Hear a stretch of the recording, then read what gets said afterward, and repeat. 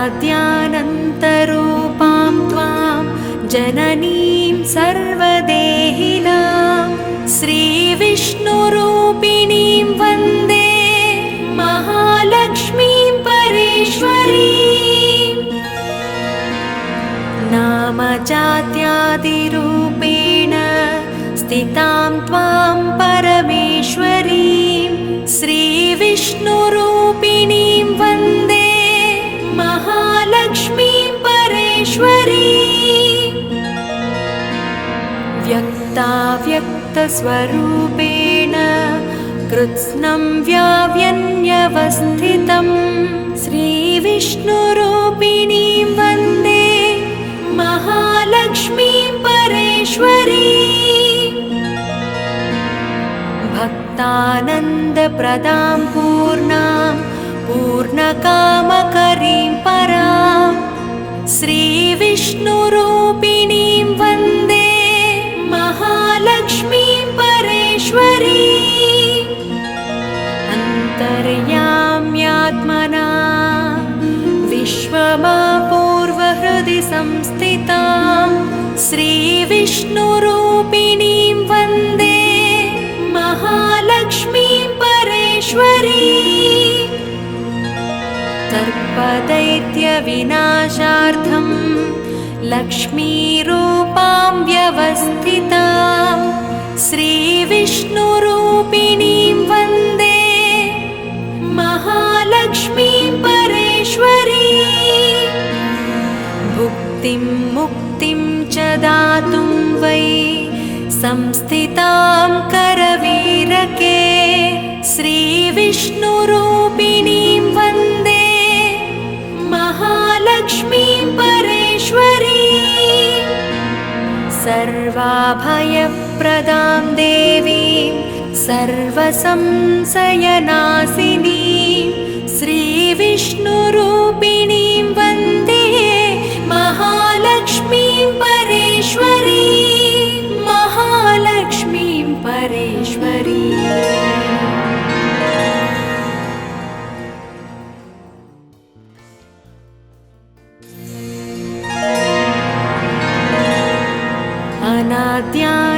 अनाद्यानन्तरूपां त्वां जननीं सर्वदेहिनां श्रीविष्णुरूपिणीं वन्दे महालक्ष्मीं परेश्वरीं। नामजात्यादिरूपेण स्थितां त्वां परमेश्वरीं श्रीविष्णुरूपिणीं वन्दे महालक्ष्मीं परेश्वरीं। व्यक्ताव्यक्तस्वरूपेण कृत्स्नं व्याव्यन्यवस्थितं श्रीविष्णुरूपिणीं वन्दे महालक्ष्मीं परेश्वरीं। भक्तानन्दप्रदां पूर्णां पूर्णकामकरीं परां श्रीविष्णुरूपिणीं वन्दे महालक्ष्मीं परेश्वरीं। अन्तर्याम्यात्मना विश्वमापूर्वहृदि संस्थितां श्रीविष्णुरूपिणीं वन्दे महालक्ष्मीं परेश्वरीं। सर्पदैत्यविनाशार्थं लक्ष्मीरूपां व्यवस्थितां श्रीविष्णुरूपिणीं वन्दे महालक्ष्मीं परेश्वरीं। भुक्तिं मुक्तिं च दातुं वै संस्थितां करवीरके श्रीविष्णुरूपिणीं वन्दे महालक्ष्मीं परेश्वरीं। सर्वाभयप्रदां देवीं सर्वसंशयनाशिनीं श्रीविष्णुरूपिणीं वन्दे महालक्ष्मीं परेश्वरीं। महालक्ष्मीं परेश्वरीं।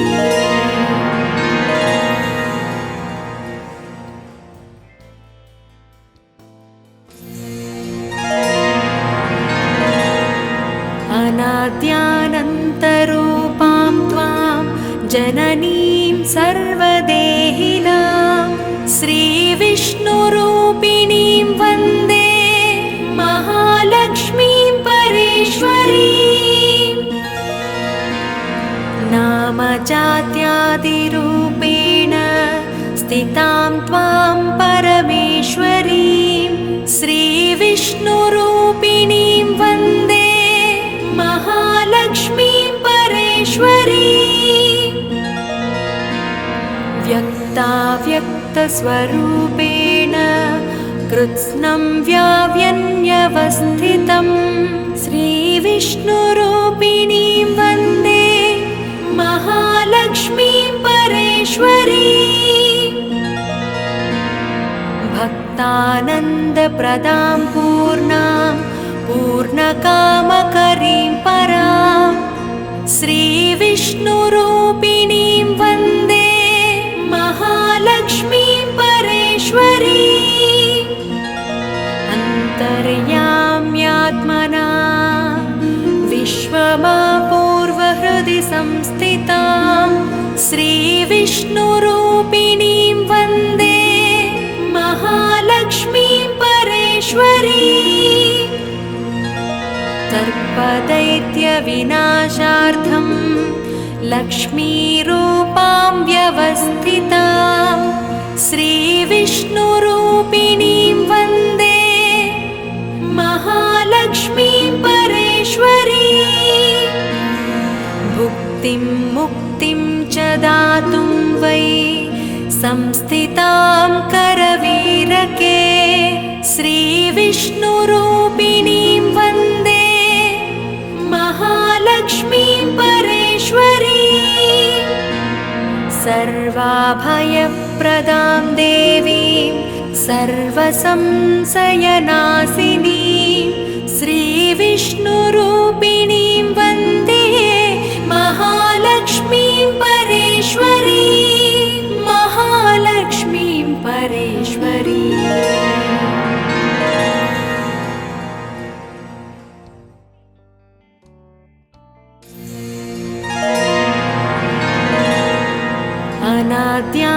अनाद्यानन्तरूपां त्वां जननीं सर्वदेहिनां श्रीविष्णुरूपिणीं वन्दे महालक्ष्मीं परेश्वरीम्। नामजात्यादिरूपेण स्थितां त्वां परमेश्वरीं श्रीविष्णुरूपिणीं वन्दे महालक्ष्मीं परेश्वरीम्। व्यक्ताव्यक्तस्वरूपेण कृत्स्नं व्याव्यन्यवस्थितं श्रीविष्णुरूपिणीं वन्दे महालक्ष्मीं परेश्वरीम्। भक्तानन्दप्रदां पूर्णां पूर्णकामकरीं परां श्रीविष्णुरूपिणीं वन्दे महालक्ष्मीं परेश्वरीम्। अन्तर्याम्यात्मना विश्वमापूर्वहृदि संस्थितां श्रीविष्णुरूपिणीं वन्दे महालक्ष्मीं परेश्वरीम्। सर्पदैत्यविनाशार्थं लक्ष्मीरूपां व्यवस्थितां श्रीविष्णुरूपिणीं वन्दे महालक्ष्मीं परेश्वरीम्। भुक्तिं मुक्तिं च दातुं वै संस्थितां करवीरके श्रीविष्णुरूपिणीं वन्दे महालक्ष्मीं परेश्वरीम्। सर्वाभयप्रदां देवीं सर्वसंशयनाशिनीं श्रीविष्णुरूपिणीं वन्दे महालक्ष्मीं परेश्वरीम्। महालक्ष्मीं परेश्वरीम्।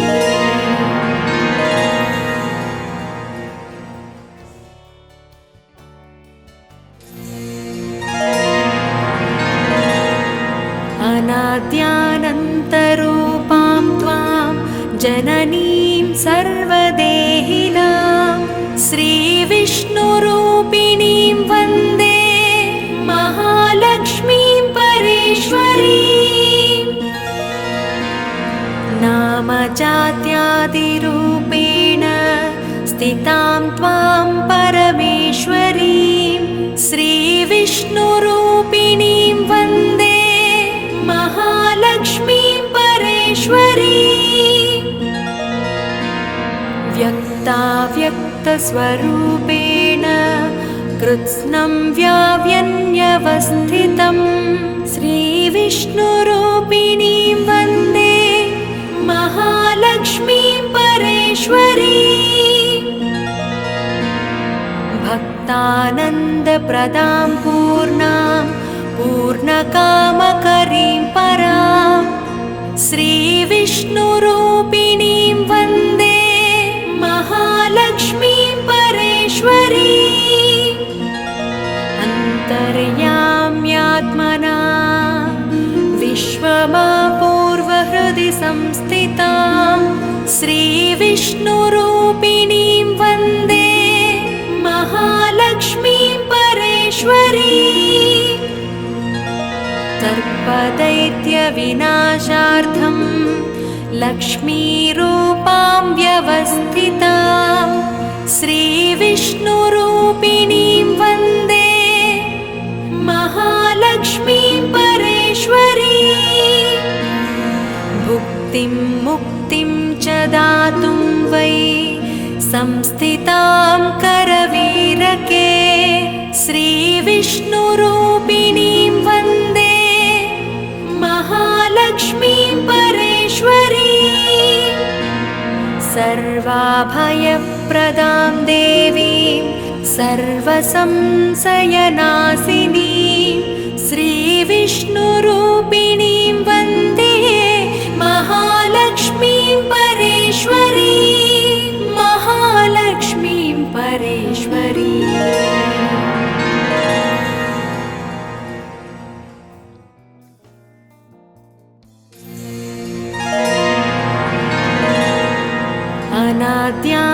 अनाद्यानन्तरूपां त्वां जननीं सर्वदेहिनां श्रीविष्णुरूपिणीं वन्दे महालक्ष्मीं परेश्वरीं नामजात्यादिरूपेण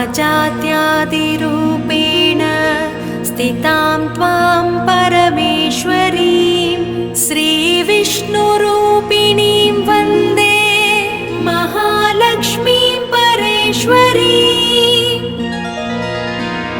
व्यक्ताव्यक्तस्वरूपेण कृत्स्नं व्याव्यन्यवस्थितं श्रीविष्णुरूपिणीं वन्दे महालक्ष्मीं परेश्वरीं भक्तानन्दप्रदां पूर्णां पूर्णकामकरीं परां श्रीविष्णुरूपिणीं वन्दे महालक्ष्मीं परेश्वरीं अन्तर्याम्यात्मना विश्वमापूर्वहृदि संस्थितां श्रीविष्णुरूपिणीं वन्दे महालक्ष्मीं परेश्वरीं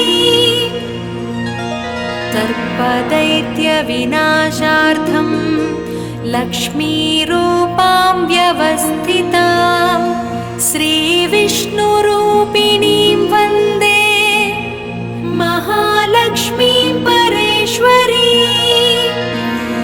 भुक्तिं मुक्तिं च दातुं वै संस्थितां करवीरके श्रीविष्णुरूपिणीं वन्दे महालक्ष्मीं परेश्वरीं सर्वाभयप्रदां देवीं सर्वसंशयनाशिनीं श्रीविष्णुरूपिणीं वन्दे महालक्ष्मीं परेश्वरीं महालक्ष्मीं परेश्वरीं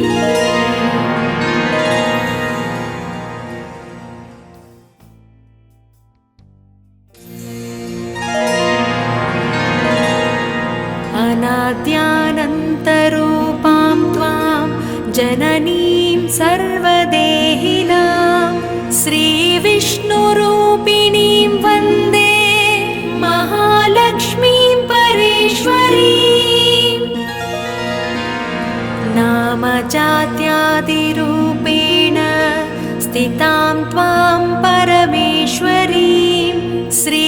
श्रीविष्णुरूपिणीं वन्दे महालक्ष्मीं परेश्वरीं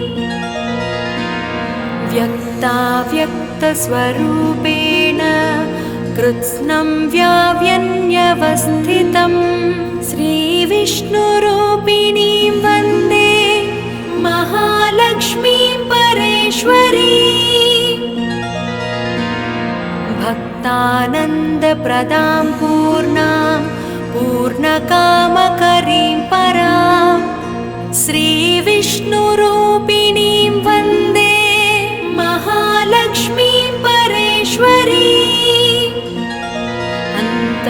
अन्तर्याम्यात्मना विश्वमापूर्वहृदि संस्थितां श्रीविष्णुरूपिणीं वन्दे महालक्ष्मीं परेश्वरीं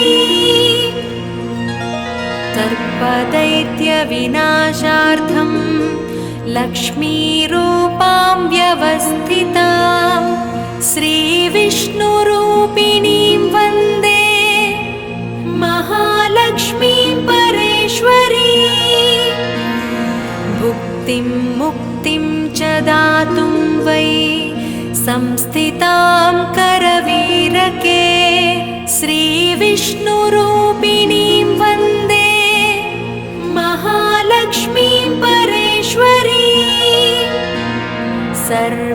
सर्वाभयप्रदां देवीं सर्वसंशयनाशिनीं श्रीविष्णुरूपिणीं वन्दे महालक्ष्मीं परेश्वरीं महालक्ष्मीं परेश्वरीं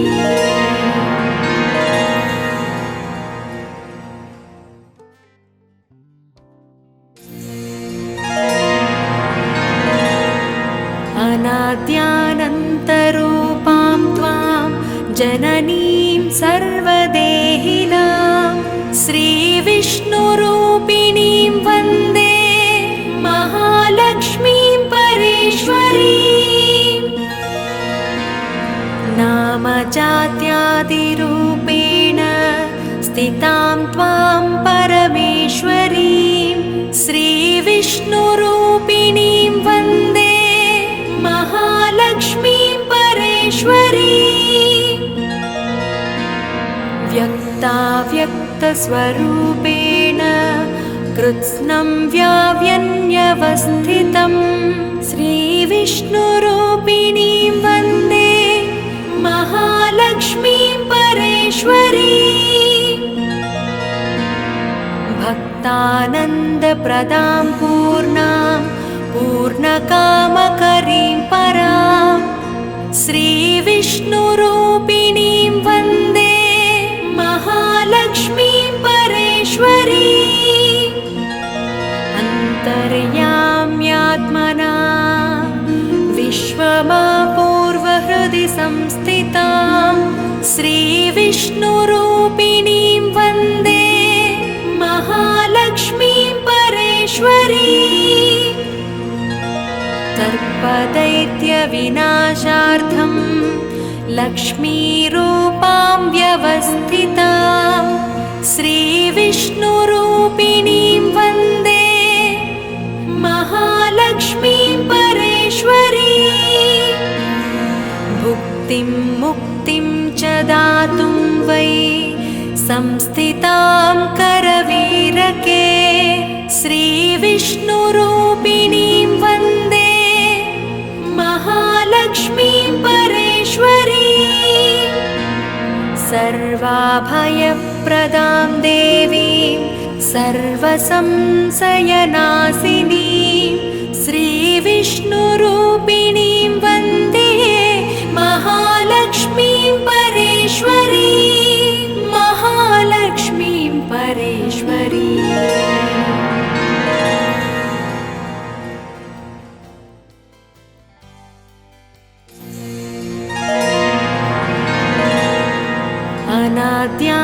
अनाद्यानन्तरूपां त्वां जननीं सर्वदेहिनां श्रीविष्णुरूपिणीं वन्दे महालक्ष्मीं परेश्वरीं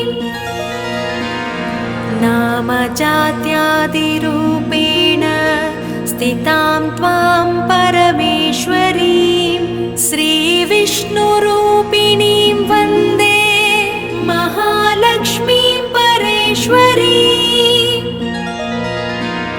व्यक्ताव्यक्तस्वरूपेण कृत्स्नं व्याव्यन्यवस्थितं श्रीविष्णुरूपिणीं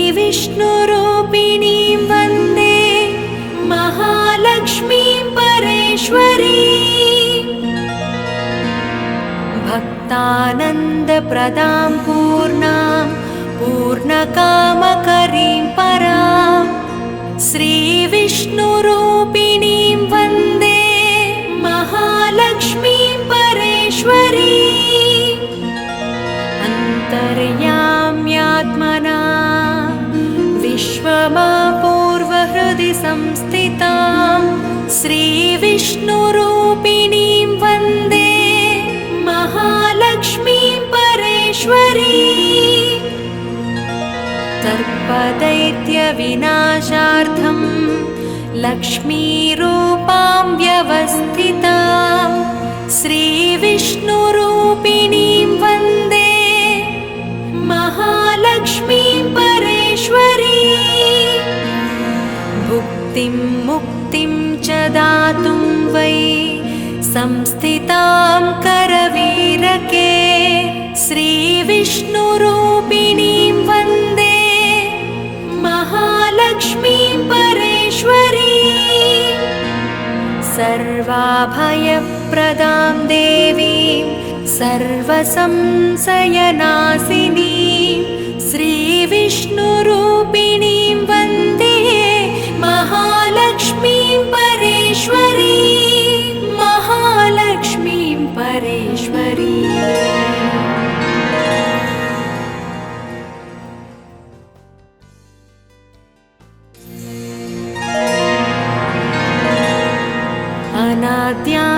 अनाद्यानन्तरूपां त्वां जननीं सर्वदेहिनां श्रीविष्णुरूपिणीं वन्दे महालक्ष्मीं परेश्वरीं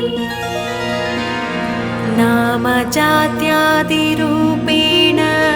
स्थितां त्वां परमेश्वरीं श्रीविष्णुरूपिणीं वन्दे महालक्ष्मीं परेश्वरीं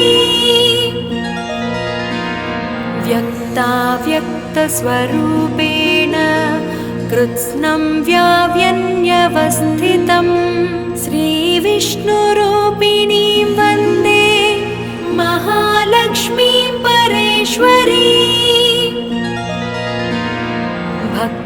भक्तानन्दप्रदां पूर्णां पूर्णकामकरीं परां श्रीविष्णुरूपिणीं वन्दे महालक्ष्मीं परेश्वरीं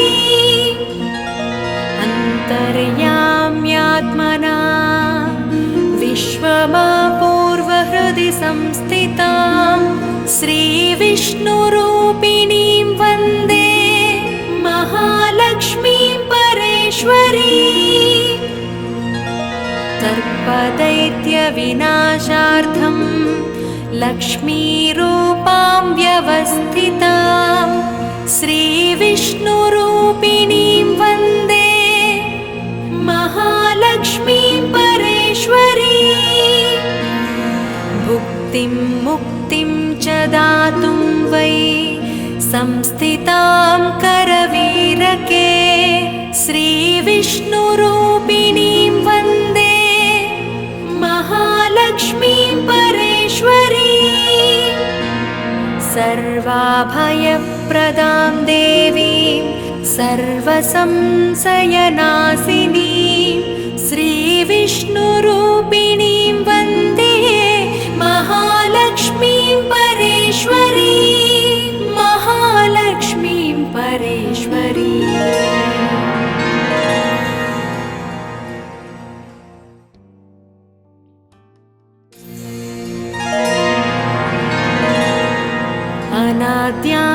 अनाद्यानन्तरूपां त्वां जननीं सर्वदेहिनां श्रीविष्णुरूपिणीं वन्दे महालक्ष्मीं परेश्वरीं नामजात्यादिरूपेण